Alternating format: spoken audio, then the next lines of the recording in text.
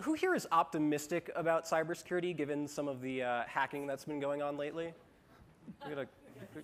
There's some optimists, OK. But for the most part, it seems like people are worried. Thanks all for joining. It's my great pleasure to introduce General Keith Alexander, former head of the NSA. If you haven't heard of the NSA, they've heard of you. Just kidding, that's a joke.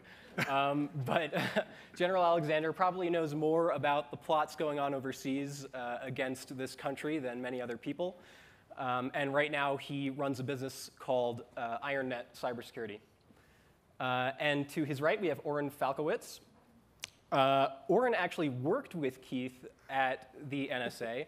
I'm told he actually gave briefings to him on Thursdays and often wore a bow tie. Is that true? That's correct. OK.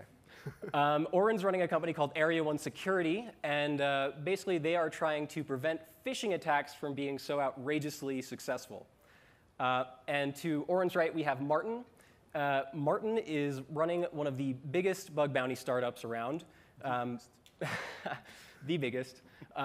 If you have walked around Aspen Institute's campus, you may have noticed the latest issue of Fortune. The cover story involves hacking. And a piece I wrote for it involves bug bounty programs. So Martin is the expert on that topic, and it's a pleasure to have him here. Thank you. So first off, I wanted to ask a question to you, General Alexander. You've previously described cybercrime as the greatest transfer of wealth in human history.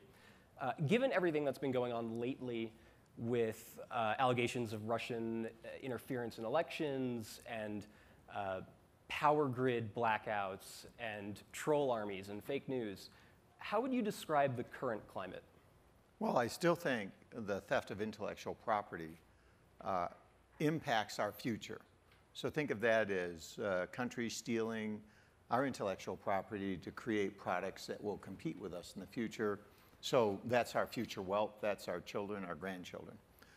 I think as we see the internet growing, the Internet of Things, and all the discussions that have been going on the last day, you see this internet and Internet of Things growing at a tremendous rate.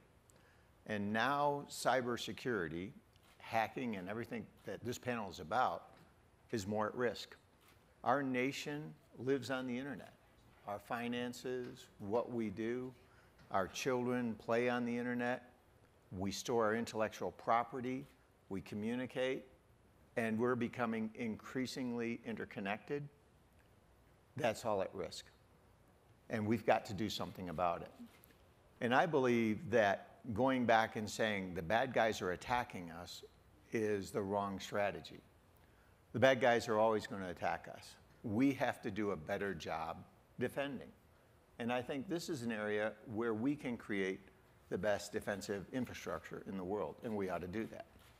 On that point of building up better defenses, you're one of the few people who has had sort of private backdoor conversations with the president, President Trump, about cybersecurity, about defending this country and its intellectual property and critical infrastructure and all that goes along with it. What are your thoughts on that? They're private. No, I'm just kidding. Actually, I'll give you my thoughts. It's interesting to go into, there's a lot of humor that goes into this, and I won't get into Twitter. You can tweet that later. But in talking to him in these closed-door sessions about cybersecurity, this is the person we want as president. He asked all the right questions. He was well prepared. He knew everything about what we're talking about. He asked the key points. What can I do to help? What do we have to do in government? And how do we protect the country? He was focused on it. So I think if you all could see that discussion, that's a different vision and a different perspective of our president than you get from watching the news and hearing everything that we hear. And so I was greatly uplifted by those sets of conversations, and I think it bodes well for what jointly we're trying to do. How do we protect this country? How do we protect our key infrastructure, our intellectual property, our future? And he understands that, and he's trying to help. I think it was really uplifting, so it was good. Do you think some of those conversations should then be taken to Twitter so that everybody else can feel uplifted? Yeah, I think with 140 characters, I actually, it was kind of funny. They said, afterwards, we're going to have a press conference on the first one. I said, okay, that's great. And there were like 20 people in the room, and they said, we're going to go out and meet the press. And I said, great, okay. So, and then at the end, everybody stood up, and only 2 of us weren't in the administration, and Mayor Giuliani and I thought, okay, so we're all going to go out and talk to the press. And then everybody started to leave. I said, is the press conference over? And they said, no, you're going to talk to the press. And I thought, this is like, I've seen this. It's almost biblical. We're going to put you out and see how you do. And actually, I told what I just said here to the press. And I do think there's great opportunity here. You know, it's interesting. My perspective on this, there is so much sensationalism and inflaming. We have big problems in this country, and cybersecurity is one of the biggest. Let's put some of that aside and come up with a strategy for addressing these problems. Let's go fix the problems. Mm-hmm. And Oren, so you were previously a part of the Tailored Access Operations Unit, one of the Can I say that? most elite. I don't think you should. Okay. I think if people know that. All right, we'll just say you were a part of the NSA. Okay.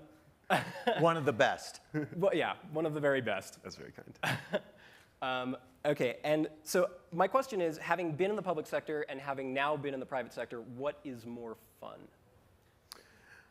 Oh, well, you know, I'm very proud of the 7+ years that I spent at the National Security Agency. I learned a lot. It's a real opportunity to have a sense of mission that's sort of greater than one of yourself. And NSA works at a scale and with a purpose that's unmatched by others. I think in this space, though, one of the challenges is that private companies need the help of what Martin and General Alexander and myself do in a way that government can't provide or hasn't known how to provide in the past. And so the need for that kind of expertise to transfer and to be able to go both ways is more critical than ever. It's just not the role of our government to be protecting every business out there. And of course, cybersecurity issues are ones that don't just impact banks or energy sector or oils, they impact public schools and retailers. Probably everyone in this room has had their credit card number stolen as a result of a hack at a retailer, things that are outside the critical infrastructure. And so I think it's been a great opportunity to bring that and help people. And you believe that this is more of a private sector issue or more of a public sector issue? Businesses are getting hacked all over the place. It's just not the role of our government to protect everyone in our country on these types of business issues. There are some aspects of critical infrastructure where they can have closer ties, but most of the people in this room who are running private companies cannot rely on the type of work that we used to do or other elements of the government to protect them. And they need to be taking steps to protect the people within their organizations, their intellectual property, that's the role of companies and software companies. And they should be able to hold those companies accountable to do the work that they say they're going to do. And now, Martin, so your company has actually helped certain military branches host bug bounty programs. Could you give us a quick, brief explainer on what is a bug bounty program and tell us what the results of some of those were? Right. We have over 100,000 hackers, freelancers all over the world who are ready to hack anybody on their invitation. And the purpose is to hack them before the bad guys hack them. So it's like an immunization where when you know about your vulnerabilities, you can fix them before they're exploited criminally. So a year ago, we were contacted by the Pentagon, and they said, could you run a program for us? And then we ran Hack the Pentagon, which was a revolutionary name for the federal government to pick that name for the campaign, Hack the Pentagon. We had 1,400 cleared and vetted hackers hacking for 8 weeks. They thought we would find maybe half a dozen vulnerabilities, maybe a dozen if we do really well.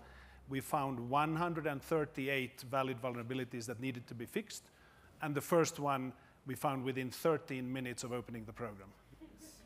And the youngest hackers were high school students from all of the US. And these are good hackers, right?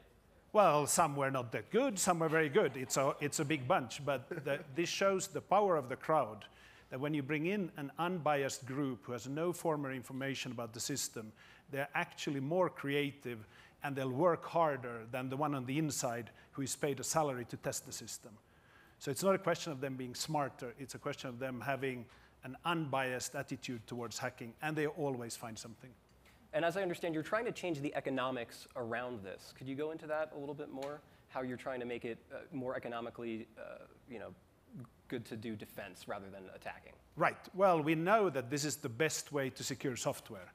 You can keep buying firewalls and all kinds of endpoint protection to no end, and it won't make you secure. But when you find a vulnerability and fix it, you are concretely more secure. And we've already seen our customers fix 50,000 vulnerabilities through our system. So therefore, we're trying to turn it into a complete giant army that can serve any company that's software powered, so that anybody can reach out and get the help of the same experts.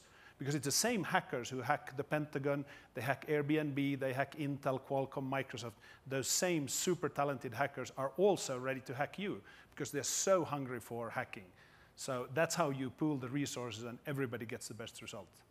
Now, I'd like to ask you, General Alexander, because there's a debate that's going on about bugs and vulnerabilities, and the government needs some of these in order to do the work that it does, some of the intelligence work that it does. How do you strike this balance between retaining some that you can use strategically versus disclosing some to companies, as Martin is doing with HackerOne? So they have publicly talked about an equities process. And an equities process is where you look at what's good for the country. And in that, most of the capabilities that you're going to see the intelligence community use is how you go after terrorists. And so what you're balancing is what's something that a bug or vulnerability that should be shared immediately with everybody. More than 90% fall into that category and are shared. So NSA and other intelligence organizations do that. But there are some that are exceptionally difficult to find that someone is going to make an equities decision process on now, which is done at the White House and the interagency, not at NSA. At NSA, what we would do during my time is to balance that to say, one, if we keep it, we have to have a rapid way, if that ever gets out, to share it with industry right away. And two, to track to see if it's out. So you have to have some kind of equities process to do that. Vulnerabilities are just that. And of course, sometimes vendors find them and they fix them and they go on their way. Yeah. I think the interesting part is the number of vulnerabilities that are provided by NSA and the intelligence community is huge. It's just not publicly understood. And so that's one of the key things. And I think everybody's there hoarding these. The reality is, you know, you want to protect our nation from being attacked by terrorists. You want to protect airlines. You want to protect all these things from happening in our allies. And that's a decision process. And it was, you know, it was amazing to sit in on the National Security Council meetings and go through that. How do you do that? And the answer is, this isn't something where we're saying, let them guys suffer. It's a real effort with people actually trying to balance that. Do you think that the decision process that's currently used, do you think that's ideal, that it's in its best form and shape? I think it's the best that they can do right now. And you know, the issue is if you could completely secure it. We made this statement to both President Bush and President Obama. If you could completely secure the internet and assure that, we ought to do it. Because we have more to lose than anyone else. If you can't, now you're into this equities process and how do you operate in the internet in a way that allows you to defend the country, to protect and do other things. So that's the issue that you have. I think, Robert, just to jump in, I think it's a mistake to focus on vulnerabilities or flaws or damage or who did it. And I wanted to ask you about this because phishing is what you go after. A lot of people like to focus on flashy zero-day vulnerabilities. But well, those are important things. I mean, they exist and they cause damage. But the people in this room, as you're thinking about protecting themselves, you need to focus on time and action. When do these things get discovered, and when can you take action? It turns out in the WannaCry example that you mentioned as we were coming on stage, Microsoft released a patch for that a pretty considerable amount of time before it was taken advantage of. And anybody get hit with WannaCry here, by the way? Probably nobody wants to say. Vulnerabilities and flaws exist because humans create software. They're not invented, they're discovered.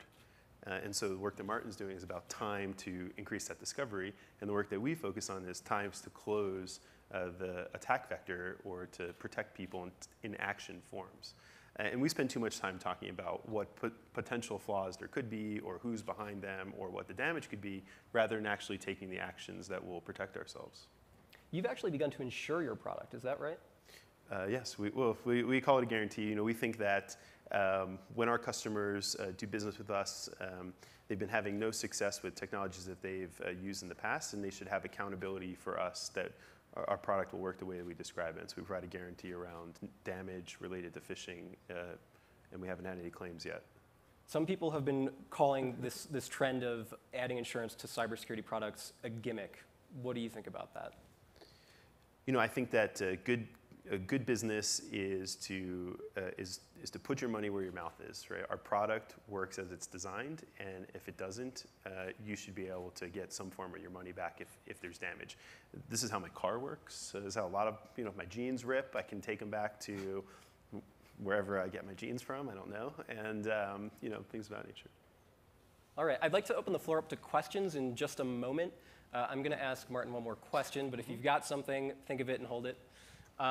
Martin, so one disparity that goes along with these markets for vulnerabilities is that the darker markets, the blacker markets, the underground markets, they can pay a lot more.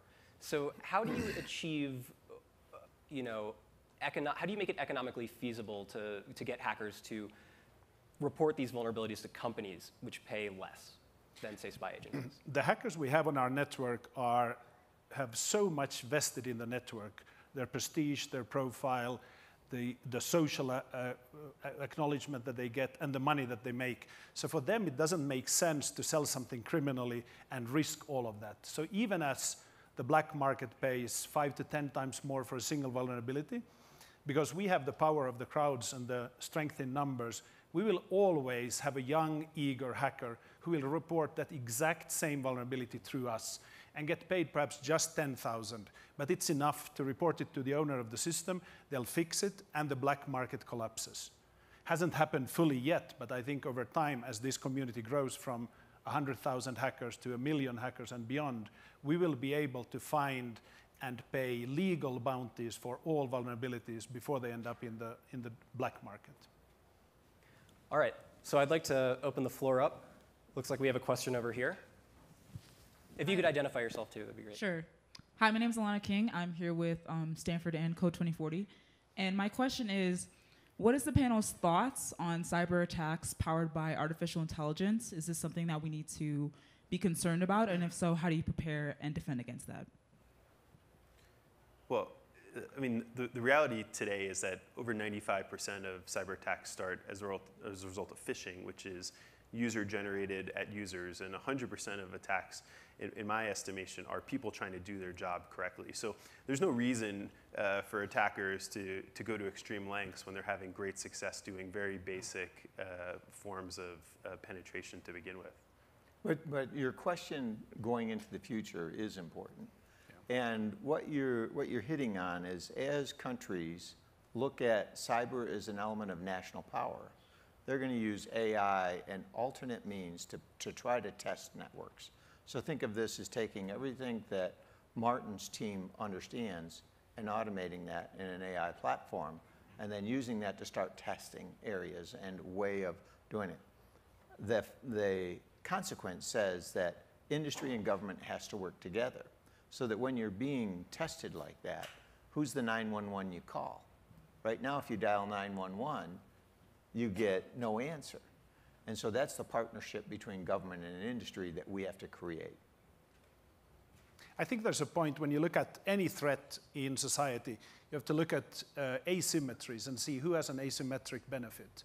And criminals always have the benefit of being able to be very few and causing a lot of damage to a large group. But what we have on our side is collaboration. So when we collaborate across multiple companies or organizations, we can respond much faster, and we do have access to faster, better technology. So sure, there will be an arms race, and every year here we'll ask, will it be AI, machine learning, what will they use? Of course, criminals will use anything to reach their goals, but they lack the massive power of us, because in any society, the proportion of bad guys to good guys it's maybe one bad guy for 1,000 good guys. So we have a lot of defense to reach out to and defend ourselves, even against AI. And of course, we'll use AI in the defense.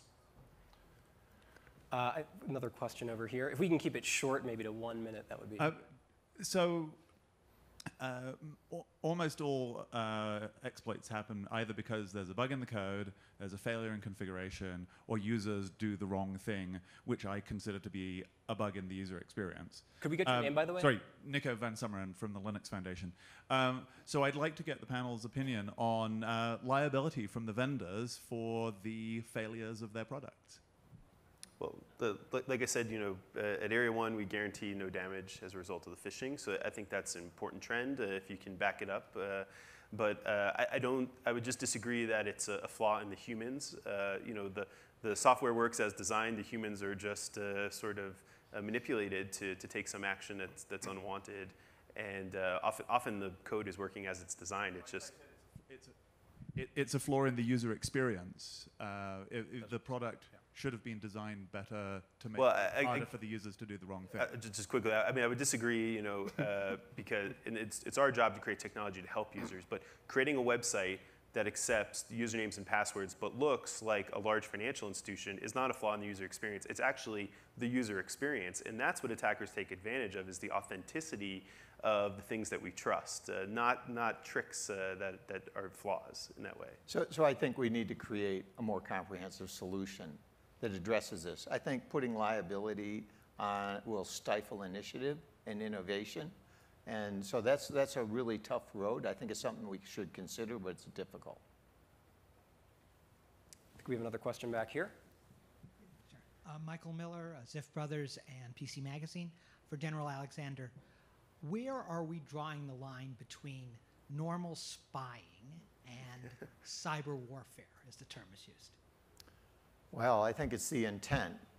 When you think about cyber warfare, the intent is to inflict damage of some sort, and spying is to go in and try to steal another nation's secrets to understand what they're doing.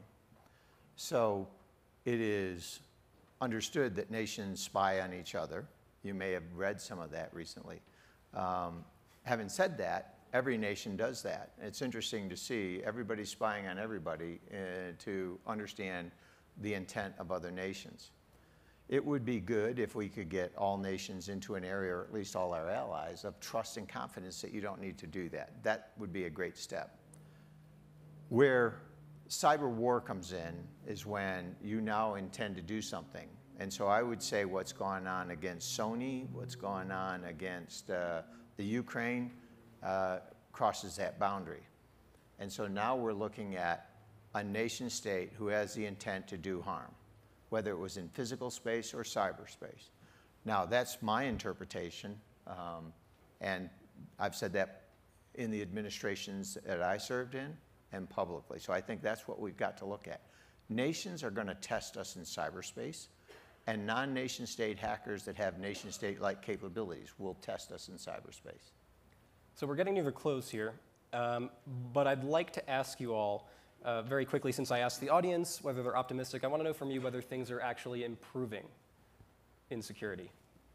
Yes or no? We can just get a quick gut check from each of you. It absolutely is improving because it's now a topic for everybody on the highest level. It's a topic for the US president. It's a topic for boards of directors, for audit committees, for CFOs and CEOs, and that will ensure that security will slowly but surely happen. Yeah, I don't think the trend is improving today, but the potential is there. And that's something, the awareness of the issues is to all of our benefit. But if everyone takes action, I think we can get there. I think awareness is improving. I'm not sure that our implementation is improving as fast as the threat and technology is changing. Well, it certainly seems like there are plenty of attacks going on. But thank you all for joining, and thank you everybody for listening in.